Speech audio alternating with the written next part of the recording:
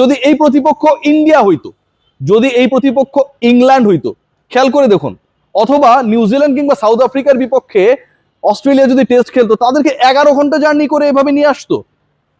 একটা জায়গা থেকে আরেক জায়গায় 11 ঘন্টা জার্নি করে টেস্ট ভেন্যু থেকে টেস্ট ভেন্যুতে পৌঁছাতো।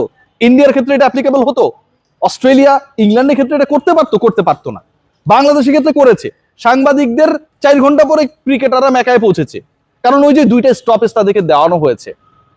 সম্মানের জায়গায় আসলে ক্রিকেট অস্ট্রেলিয়া, তাদের যে মেথড, তাদের যে লোকজন, তাদের যে চিন্তা ভাবনা, না কুচু মনোভাব, এটা আসলে কোন পর্যায়ে বাংলাদেশ দলকে নিয়ে তারা অন দ্য ওয়েতে যে ঘটনাটা ঘটিয়েছে পুরোটাই প্রুফ করে দেয়। খাজা তিনি বলেছেন বাংলাদেশকে আন্ডারস্টিমেট না করে সাবাস বলা উচিত। উসমান খাজা বলেছেন, আমি বলি নাই। আমার এই আলোচনাটা শুনবেন এবং অবাক হবেন বাংলাদেশের সাথে আসলে কোন ধরনের, কোন স্টাইলের treatment cricket Australia right now দিচ্ছে। আমি যখন এই পয়েন্টে আলোচনা করছি, ডিসকাশনটা যখন মিরপুরে করছি, ঠিক তার ঘন্টাখানেক আগে বাংলাদেশ দল টেস্ট ম্যাচের যে ভেন্যু ম্যাকায়, সেখানটায় পৌঁছেছে। তার আগের যে ঘটনা, সেই ঘটনা যদি আপনাদের ব্যাখ্যা করা হয়, তাহলে ক্রিকেট অস্ট্রেলিয়া বাংলাদেশকে জাস্ট টায়ার্ড করার জন্য, ক্রিকেটারদের পুরো এনার্জি শুষে নেওয়ার জন্য যেই পরিকল্পনা করেছে এবং যেভাবে সেটার বাস্তবায়ন করেছে, জাস্ট অবাক হবেন। ডিসকাশন, বাংলাদেশ দল মোটামুটি ভোরবেলা যতটুকু আমরা জানি রওনা হয়েছে, এবং সেটা হচ্ছে সকাল 7টায়, ভোর 7টায়। ভোর 7টায় ডারউইন থেকে তাদেরকে নেওয়া হয়ে কেয়ার্নস নামে একটা জায়গা রয়েছে। একটা সময় অনেক টেস্ট ম্যাচ খেলা হইতো বাংলাদেশের মতো দুর্বল দলগুলোর বিপক্ষে, অস্ট্রেলিয়া সেই সব ভেন্যুতে খেলতো।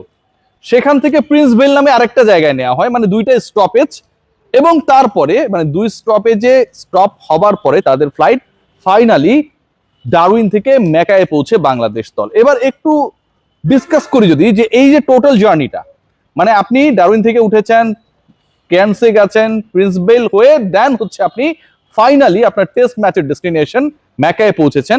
এই টোটাল জার্নিতে বাংলাদেশ দল ভুগেছে আকাশে এবং মাটিতে, কখনো উড়েছে, কখনো স্টপেজে ছিল, প্রায় 11 ঘন্টা।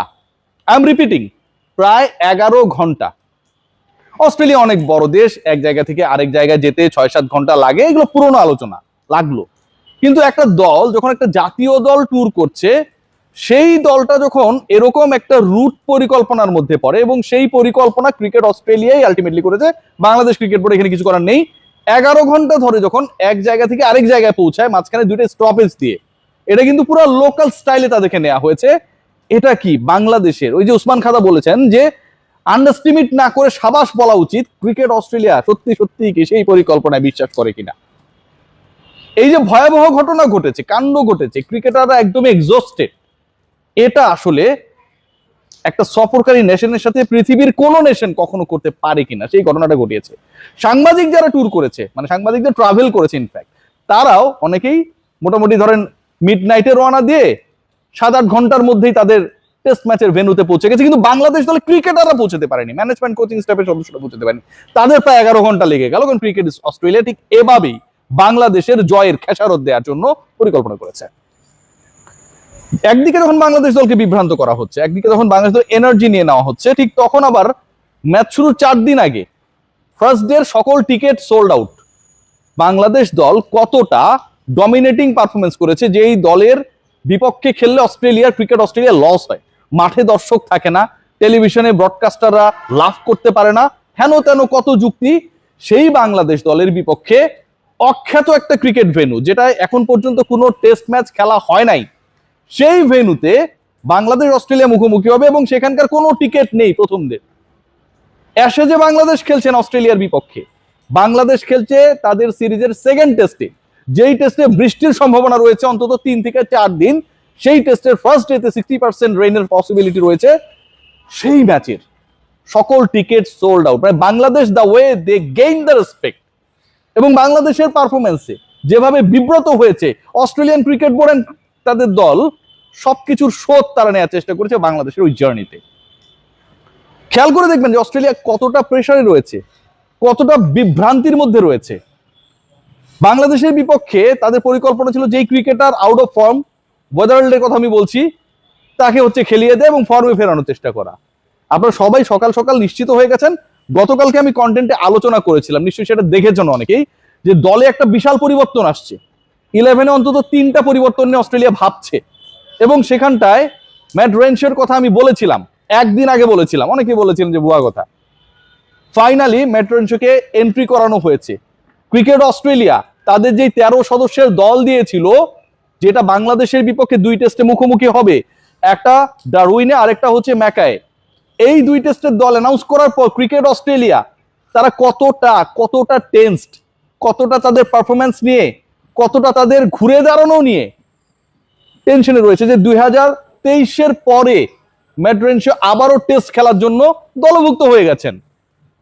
টেস্ট ম্যাচের সকল টিকিট ফার্স্ট ডে বিক্রি হয়ে গেছে, অথচ বাংলাদেশের বিপক্ষে এই যে ঘটনাটা তারা ঘটালো, যদি এই প্রতিপক্ষ ইন্ডিয়া হইতো, যদি এই প্রতিপক্ষ ইংল্যান্ড হইতো, খেয়াল করে দেখুন, অথবা নিউজিল্যান্ড কিংবা সাউথ আফ্রিকার বিপক্ষে অস্ট্রেলিয়া যদি টেস্ট খেলতো, তাদেরকে 11 ঘন্টা জার্নি করে এভাবে নিয়ে আসতো।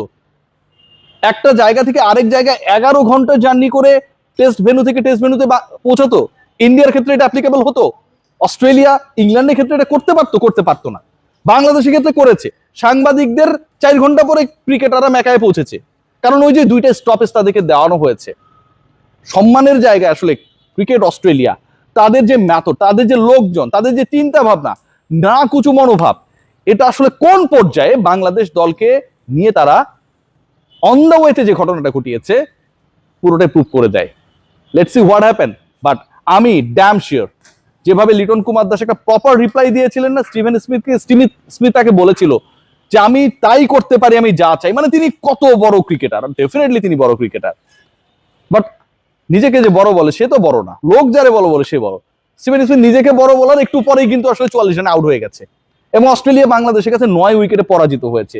This is what actually the example Bangladesh set, এবং সেই এক্সাম্পল, সেই জয় তাদেরকে এত প্যানিক করেছে যে বাংলাদেশের ক্রিকেটাররা যদি একটু স্মুথ ওয়েতে এক ভেন্যু থেকে আরেক ভেন্যুতে পৌঁছায়, সেটাও তাদের টেনশনের কারণ হয়ে দাঁড়ায়।